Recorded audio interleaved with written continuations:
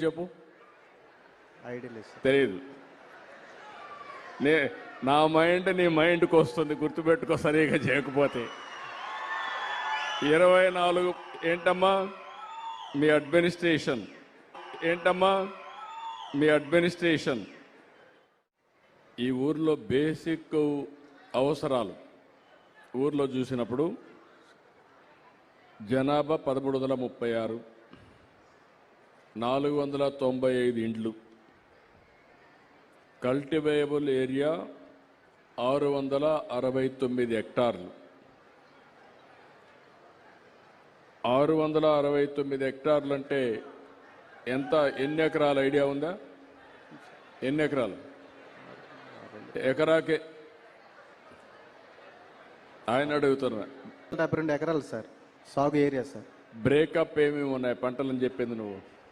పంటలు బ్రేకప్ చెప్పావు కదా, ఏమేమి ఉన్నాయి? ఆయిల్ పాము 2016 ఎకరాలు ఉంది సార్. ఎంత? 2016 ఎకరాలు సార్. 2016 ఎకరాలు సార్.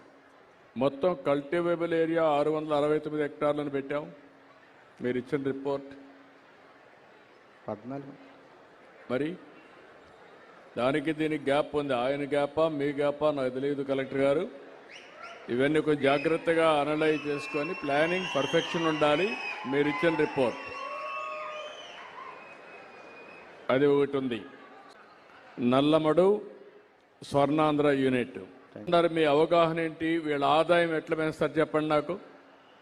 వీళ్ళ ఆదాయం పెంచాలి, దానికి ఏం చేస్తారు? ఎక్కువ రైతు సంబంధించినటువంటి రైతులే ఎక్కువ. అవగాహన వచ్చిందా? లేకుంటే తెల్లవారితో నేను వస్తున్నాను కాబట్టి 4 మాటలు నేర్చుకొని చిలక పలుకులు పలుకుతున్నావా? లేదు సార్, అవగాహన ఉంది సార్. ఏం చదువుకున్నావు నువ్వు? నేను హార్టికల్చర్ డిప్లొమా చేశాను సార్. హార్టికల్చర్ డిప్లొమా చేశాను సార్. ఓకే, హార్టికల్చర్ డిప్లొమా చేశావు. వీళ్ళ ఆదాయం పెంచాలంటే ఏం చేస్తే పెంచుతావు? సంవత్సరం ఎంత పెంచగలుగుతావు చెప్పు.